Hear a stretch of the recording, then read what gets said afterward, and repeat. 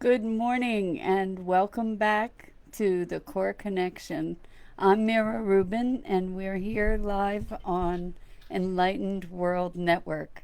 It's been an interesting morning already. I all of a sudden after working with it for who knows how long, Chrome wasn't playing nicely with Facebook Live and I needed to update it. So you might want to check your situation if you're doing any kind of live broadcasting going forward to see if you have any compatibility issues. Anyway, before we get started this morning, let's just take a minute or two to settle in and take a deep breath in through your nose. Hold it and feel your body before you release your breath. Feel your body, and as you release your breath, release any tension that you noticed in your back, in your neck, in your shoulders, in your hips. And now let's take another deep breath in.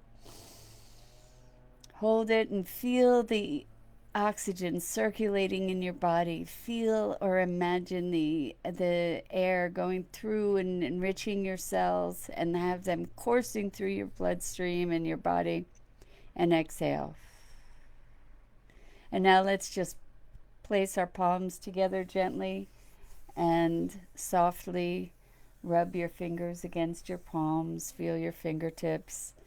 Feel your palms. Feel the tingling come present to your body. And welcome. Good morning, Dido. So glad you're here. It's a new week, and I thought it would be lovely to start the week contemplating beauty and the life giving power that beauty brings. I think that in our quest for functionality, hello, Sue, welcome. Thanks so much for being here.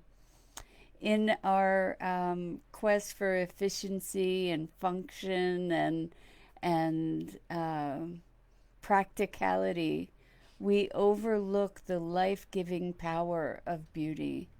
And I know for me, in my life, beauty has been such an essential gift. It is enlivening for me and revitalizing. And just think of a time when you have had the pleasure of, and the pure pleasure of seeing something beautiful that just stirred your soul. I've been brought to tears sometimes by just the magnificent beauty of something that I've seen in nature or in art or in an interaction between people. So beauty is one of these terms that is so much broader than just a physical representation. Maybe you've listened to music that stirred your heart so deeply that it also brought you to tears, just of recognition of something so much grander than our our basic understanding of our perception. What happens when we perceive beauty is it elevates us. It elevates our frequency. It elevates our experience and expands us into a a new dimension, a higher dimension of awareness and a higher frequency of vibration. So, what kinds of things are beautiful? I mean, you can look at a baby and revel in the wonder of life itself. I think we take so much for granted. We don't slow down to typically to recognize the gifts that we're surrounded by.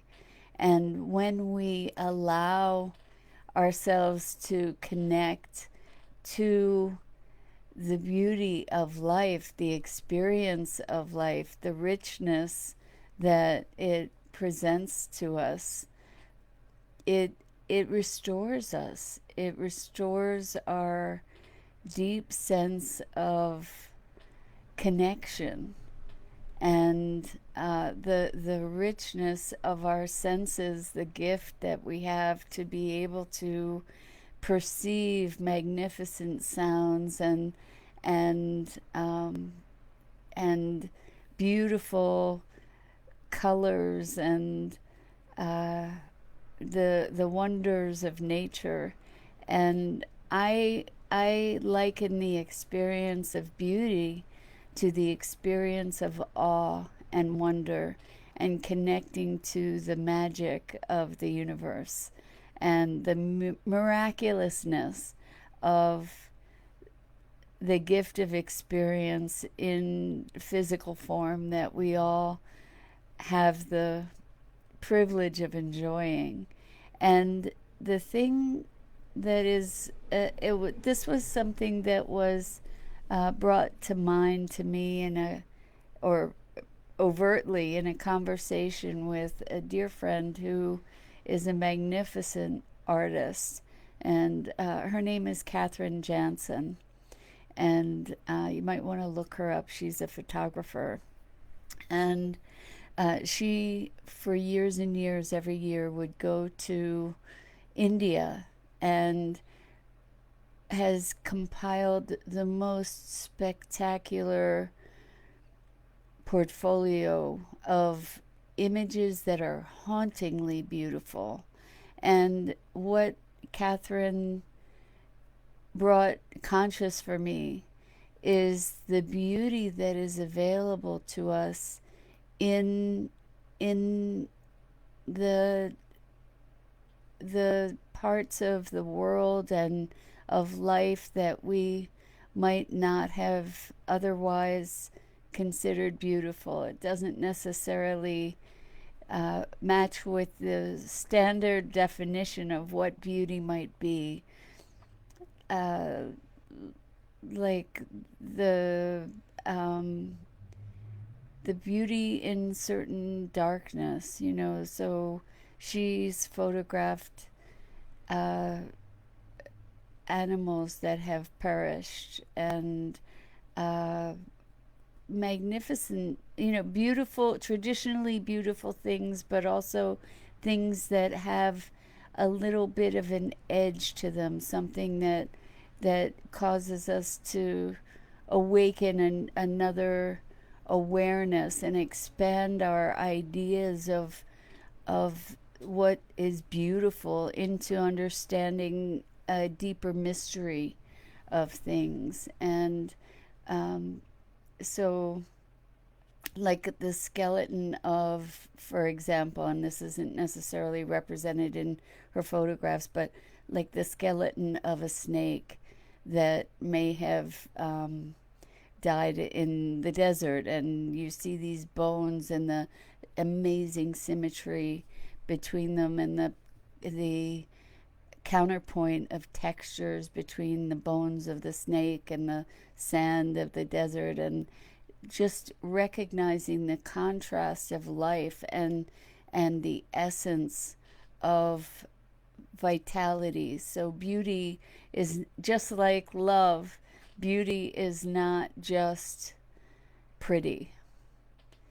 Beauty can be can have incredible depth. It can be wrenchingly beautiful, like an opera that has a tragic story, or a book that tells us um, about about the darker sides of life, but it can also be just spectacularly beautiful. So we have so many opportunities to experience beauty. And as a culture, I believe we tend to discount it, which which I am inviting you to recognize how important beauty is in our cities, in our homes, in our culture, in our lives, how important it is for rekindling life itself to generate a connection with our environment and with a deeper part of our souls, that it is as fundamental to the quality of our lives as anything else. That sacrificing beauty in the name of efficiency is sacrificing life in the name of survival. And so I would love to engage with you in a conversation about this, because I think there's a rising conversation about beauty as an essential element to life, but I think culturally it hasn't really taken hold. And creating beautiful spaces for living is something that nurtures our soul. As we have the opportunity to be looking at how we're going to shape a new world, what we're going to create for ourselves, I invite us all to put our attention on beauty in all regards, how we can propagate beauty, and how we can enrich our experience of it and invite it into our lives, and seek beautiful things. And it's not just outwardly either. There's beauty in emotion. There's beauty in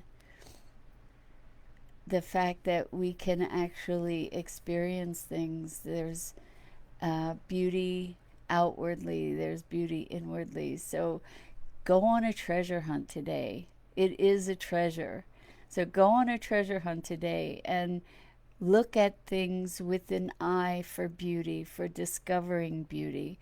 And it doesn't just mean pretty. So let's expand what that might mean for us and share that. Sue Seekoff says, beauty is essential to life.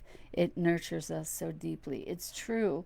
And there have been all kinds of studies in hospitals with people in hospital rooms that had windows, that they could see something outside, that they could see something beautiful, or people who have been in hospital rooms where there are landscapes and art to enjoy, and their healing is quickened by the environment that they are surrounded with, and that people heal more quickly. We flourish in an environment of beauty. So nurture that in yourself, and find outlets and experiences for beauty. I think, we have, as a culture, sort of made our support of the arts secondary, if not tertiary, to priorities. And the truth is that art is life and beauty is life. And as we redirect our focus, we can expand that. The more we put our attention to something, the more we can expand it. And beauty is something that we all need more of. So that's it for today. I just invite you to explore what beauty is to you and share it. Share the richness of that with others, so that we can make this world an even more beautiful place. So I want to thank you for being here with me today, and it's a great way to start the week with a concentration on beauty. And check out the other extraordinary programming on Enlightened World Network. And I hope to see you tomorrow morning at 9 a.m. Eastern. So much love to you, deep compassion, and great gratitude for having you join me here today. Much love.